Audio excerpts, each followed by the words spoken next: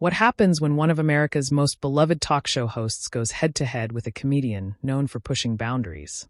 The answer is nothing short of explosive. Jeff Dunham, the ventriloquist, who has sold out arenas worldwide and built an empire on edgy puppet comedy, found himself in the middle of a confrontation that nobody saw coming.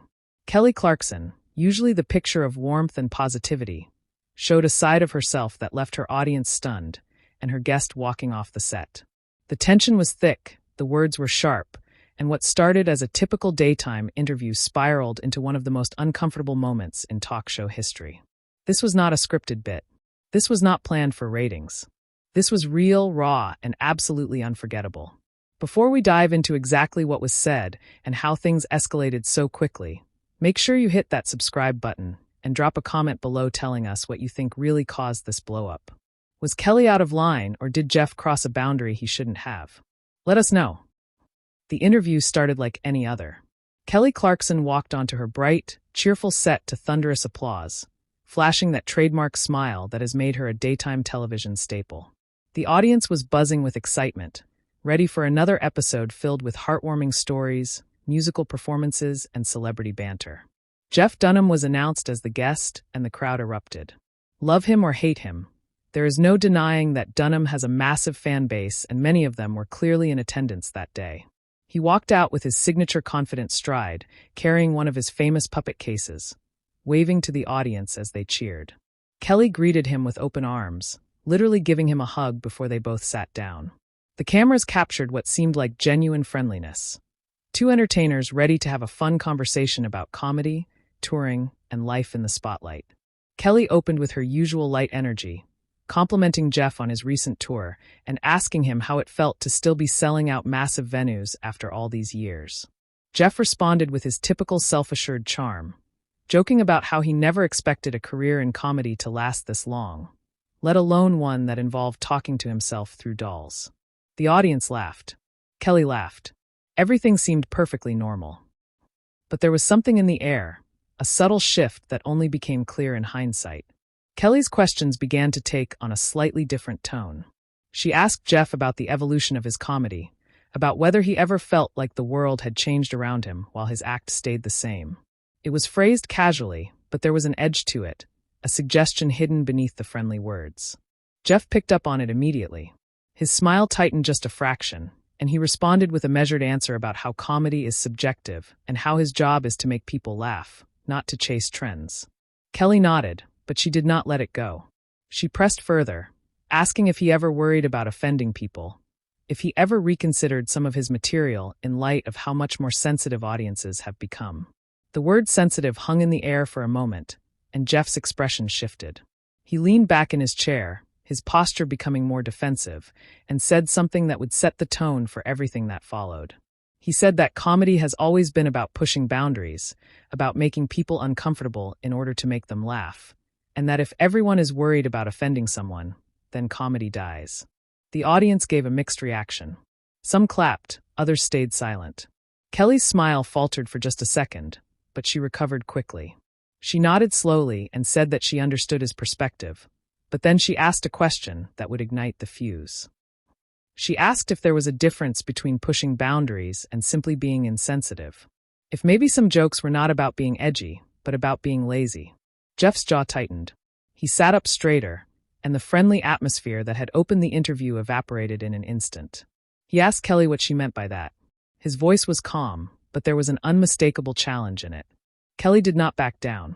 She said that some comedians hide behind the excuse of edginess, when really they are just repeating stereotypes that have been around forever. That calling something a joke does not automatically make it okay. Jeff let out a short laugh, one that had no humor in it, and said that it sounded like she had invited him on her show just to lecture him. The audience gasped. You could feel the discomfort spreading through the room like a wave. Kelly's smile disappeared completely now, and she leaned forward, her voice taking on a firmer tone. She said that she invited him because she wanted to have an honest conversation, because she respected his success, but also believed that people with platforms have a responsibility to think about the impact of their words. Jeff shook his head and said that responsibility is a code word for censorship, that the moment comedians start worrying more about being responsible than being funny, they stop being comedians and become politicians.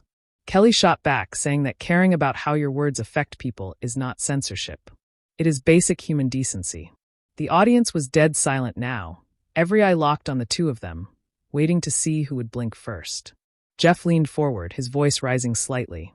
He said that comedy is not about decency. It is about truth, about saying the things that everyone is thinking but too afraid to say out loud. He said that his puppets allow him to explore characters and perspectives that make people laugh because they recognize the absurdity in them, and that if Kelly could not understand that, then maybe she did not understand comedy at all. That line landed like a bomb. Kelly's face flushed, and for a moment it looked like she might end the interview right there. But instead she took a breath and responded with icy precision. She said that she understood comedy just fine, that she had been in entertainment long enough to know the difference between clever satire and cheap shots. She said that hiding behind a puppet does not make a joke more acceptable. It just makes it cowardly. Jeff's face went red. He stood up abruptly, and the audience let out a collective gasp. Kelly stayed seated, staring up at him with an expression that was equal parts defiant and shocked. Jeff pointed at her and said that he had been doing this for decades, that he had earned his place in comedy, and that he did not need a lecture from someone who built her career on being nice. Kelly stood up too now, her voice sharp. She said that being nice does not mean being a pushover, and that just because someone has been doing something for a long time does not mean they are doing it right. Jeff laughed bitterly and said that this was exactly the problem with people like her. Always thinking they know better, always trying to police what others say and do. Kelly fired back, saying that holding people accountable is not policing. It is expecting them to grow. The tension was unbearable. The audience did not know whether to clap, boo, or sit in stunned silence. Most chose the latter. Jeff looked around the room, then back at Kelly. He said that he did not sign up to be ambushed on national television. That if she had a problem with his comedy, she should have said so before inviting him on her show. Kelly responded that she did not ambush him. She asked him legitimate questions, and if he could not handle being challenged, then maybe he was not as confident in his material as he claimed to be. That was the breaking point. Jeff grabbed his puppet case, told Kelly that this was a waste of his time, and started walking toward the edge of the stage. Kelly called after him, asking if he was really going to walk out just because someone disagreed with him. Jeff stopped, turned around, and said one final thing that would echo long after the cameras stopped rolling. He said that the difference between them was that he made people laugh for a living, while she made people feel good about themselves, and that one of those things required actual talent. The words cut through the studio like a knife. Kelly's face went from flushed to pale in an instant. The audience erupted in a chaotic mix of gasps, scattered boos, and a few uncomfortable laughs from people who did not know how else to react. Jeff did not wait for a response. He turned back toward the exit and kept walking, his puppet case swinging at his side. Kelly stood there, frozen for a moment, her mouth slightly open as if she wanted to say something, but could not find the words. Then something shifted in her expression. The shock turned to anger, and she was not about to let him have the last word.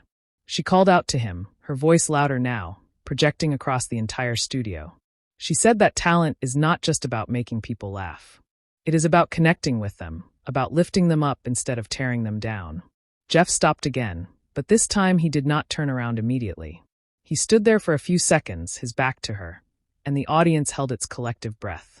When he finally turned, his face was a mixture of frustration and something else. Something that looked almost like hurt beneath the anger. He walked back toward the center of the stage, not all the way to his seat, but close enough that the cameras captured every detail of his expression. He said that he had been connecting with audiences for over 30 years, selling out arenas, while most comedians could barely fill a club. He said that his fans loved him because he was not afraid to say what they were thinking, because he gave them permission to laugh at things that society told them were off limits.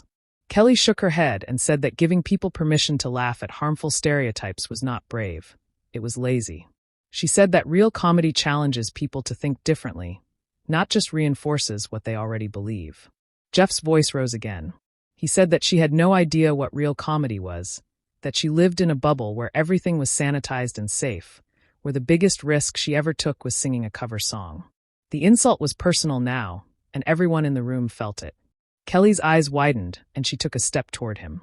She said that at least when she performed, she was not hiding behind characters. At least she had the courage to be herself on stage. Jeff laughed, a harsh, bitter sound.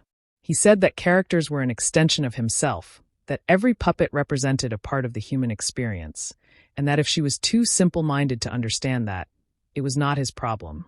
The audience was in complete disarray now. Some people were shouting at Jeff, others were shouting at Kelly, and the producers off camera were clearly scrambling to figure out what to do. Kelly's voice cut through the noise, sharp and controlled. She said that she understood his characters just fine, that they were caricatures designed to get cheap laughs from people who enjoyed punching down. Jeff's face twisted in anger. He said that punching down was a phrase used by people who wanted to control comedy, who wanted to decide what was acceptable and what was not. He said that comedy had no rules, no boundaries, and that the moment you started imposing them, it stopped being art and became propaganda. Kelly fired back immediately. She said that art without responsibility was just chaos. That words have power, and people with platforms had to acknowledge that. She said that she had built her career on authenticity and kindness, and she was not going to apologize for believing that those things mattered. Jeff shook his head in disbelief. He said that kindness was just another word for weakness, that the entertainment industry was full of people who smiled to your face while stabbing you in the back, and that at least he was honest about who he was. Kelly's voice dropped lower, more intense. She said that honesty without compassion was just cruelty, and that if he could not see the difference, then maybe he had been performing for so long that he had forgotten how to be a real person. That line hit harder than anything else she had said. Jeff went quiet for a moment, and for the first time in the entire exchange, he looked genuinely shaken. The audience sensed the shift, and the chaotic noise died down to an uneasy murmur. Jeff stared at Kelly, and she stared right back, neither one willing to break eye contact. When he finally spoke, his voice was quieter but no less cutting. He said that she did not know anything about his life, about the struggles he had faced or the sacrifices he had made to get where he was. He said that it was easy to preach about compassion when you won a reality show and had success handed to you on a silver platter. Kelly's face hardened.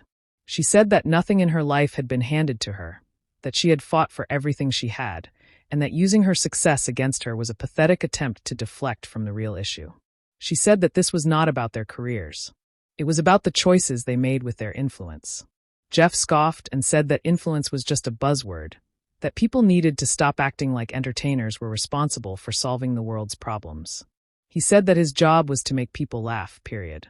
And that if some people got offended along the way, that was their problem, not his. Kelly stepped closer to him, her voice rising again. She said that when millions of people watch you, listen to you, and repeat your jokes, you do not get to pretend that your words do not matter.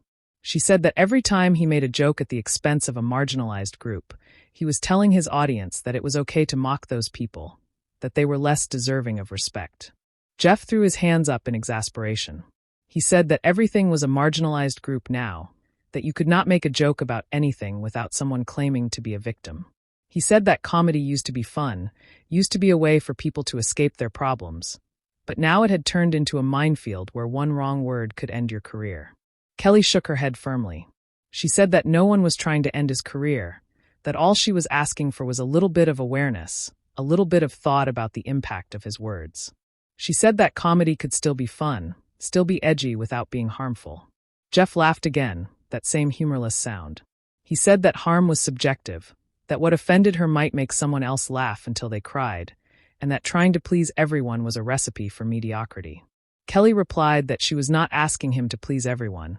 She was asking him to consider everyone, and if he could not do that, then maybe he did not deserve the platform he had. The room went silent again. That last statement hung in the air like a challenge. Jeff's expression shifted through several emotions in quick succession. Anger, disbelief, and finally something close to resignation. He picked up his puppet case again and looked directly at Kelly. He said that this conversation was over, that he had come on her show expecting a professional interview, not a personal attack disguised as a dialogue. Kelly responded that it was only an attack if he felt guilty about something, that all she had done was ask questions he should have been asking himself a long time ago. Jeff shook his head one last time. He said that he did not feel guilty about making people happy, about giving them a break from the constant negativity and judgment that people like her brought into the world. He said that she could keep her compassion and her responsibility and her influence, and he would keep doing what he did best, making people laugh. Kelly said softly, almost sadly, that she hoped one day he would understand that those things were not mutually exclusive, that you could make people laugh and still treat them with dignity. Jeff did not respond. He turned and walked toward the exit for the third time. And this time, no one stopped him. Kelly stood there watching him go, her chest rising and falling with deep breaths. The audience sat in complete shock, some with hands over their mouths, others whispering urgently. The cameras kept rolling, capturing every second. Kelly turned back to face the audience, looking like she might cry, but she pulled herself together. She walked back to her chair and sat down slowly, running a hand through her hair. The studio was so quiet you could hear the shuffle of feet. A producer stepped onto the stage, approaching Kelly cautiously. They exchanged whispered words, and Kelly nodded, waving them away. She looked directly into the camera, her expression serious. She said that what just happened was not planned, that it was a real conversation that got heated, and that sometimes disagreements happen even when both people think they are right. Her voice was steady, but there was a tremor underneath it. She continued saying that she believed in having difficult conversations, in not shying away from topics that made people uncomfortable.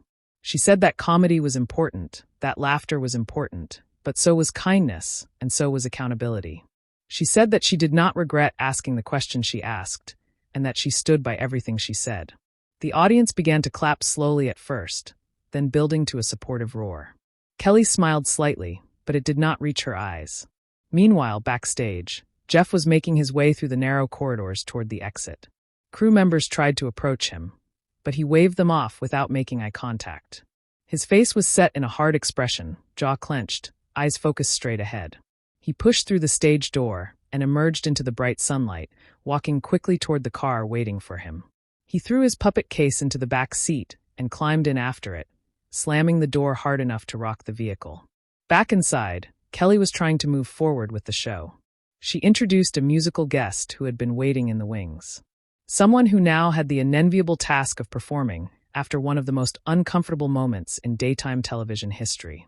The audience tried to shift gears, to return to the fun atmosphere they had expected, but it was impossible. The energy in the room had fundamentally changed. People were still talking about what they had witnessed, pulling out their phones to text friends and family. Kelly watched the performance with a fixed smile, but her mind was clearly elsewhere. During a commercial break, she stood up and walked to the side of the stage, talking animatedly with her producers. They were clearly discussing how to handle the situation, whether to address it further or pretend it had not happened. Kelly shook her head at something one of them said, her expression firm. She was not going to sweep this under the rug. When the show came back from commercial, Kelly addressed the audience again. She said that she knew everyone was still thinking about what happened earlier, and that she wanted to be clear about something. She said that she respected Jeff Dunham as an entertainer, that she recognized his talent and his success. But that respect did not mean blind agreement. She said that part of respecting someone was being honest with them, even when that honesty was uncomfortable. She said that she hoped Jeff would think about their conversation, really think about it, and that maybe somewhere down the line they could have a calmer discussion about these issues. The audience applauded again, but there was a division in the room that had not been there before. Some people were fully on Kelly's side, nodding vigorously and clapping loudly. Others looked conflicted, perhaps feeling that she had been too harsh. A few people in the back were clearly on Jeff's side, their arms crossed, their expressions disapproving. The incident had created a rift in the audience itself, a microcosm of the larger cultural debates playing out across the country. Jeff, in his car, heading away from the studio, stared out the window at the passing streets. He was angry. There was no question about that. But underneath the anger was something more complicated. He kept replaying moments from the conversation in his mind. Hearing Kelly's words again, seeing the look on her face when he insulted her talent, he had said things in the heat of the moment that he was not sure he meant, or at least not sure he should have said out loud. His driver glanced at him in the rearview mirror and asked if he was okay. Jeff nodded curtly, not trusting himself to speak. Walking off that stage was supposed to feel like a victory, like he was taking a stand against censorship, but it did not feel like a victory. It felt messy and unresolved and deeply uncomfortable. He watched himself get angry on video clips already circulating online. Watched himself insult Kelly, watched himself walk off. From this distance, with the adrenaline fading, it looked different. It looked like two people who had both dug in their heels. Both refused to really listen to what the other was saying. Back at the studio, Kelly sat in her dressing room feeling the full weight of what had happened. Her hands were shaking slightly. She had hosted hundreds of episodes, interviewed countless celebrities, navigated difficult topics and emotional moments, but nothing had prepared her for the rawness of that confrontation. She had not set out to make Jeff walk off her show. She had genuinely wanted to have a conversation, but it had spiraled beyond her control. The cameras had captured the confrontation, the anger, the insults, the walk-off, but they had not captured the doubt, the reflection, the complicated feelings that came after. They had not captured the humanity underneath the spectacle. And maybe that was the real story. Not the fireworks and the drama, but the fact that even in our most heated moments, when we are absolutely certain we are right and the other person is wrong, there is always a small voice asking if maybe, just maybe, it is more complicated than that. So what do you think? Was Kelly right to push Jeff on his comedy, or did she cross the line? Should Jeff have stayed and finished the conversation, or was walking off the only way to maintain his dignity? Drop a comment below and let us know where you stand. And if you want to see more stories like this, hit that subscribe button so you never miss an upload. So, what do you think? Was Kelly right to push Jeff on his comedy, or did she cross the line? Should Jeff have stayed and finished the conversation, or was walking off the only way to maintain his dignity? Drop a comment below and let us know where you stand. And if you want to see more stories like this, hit that subscribe button so you never miss an upload.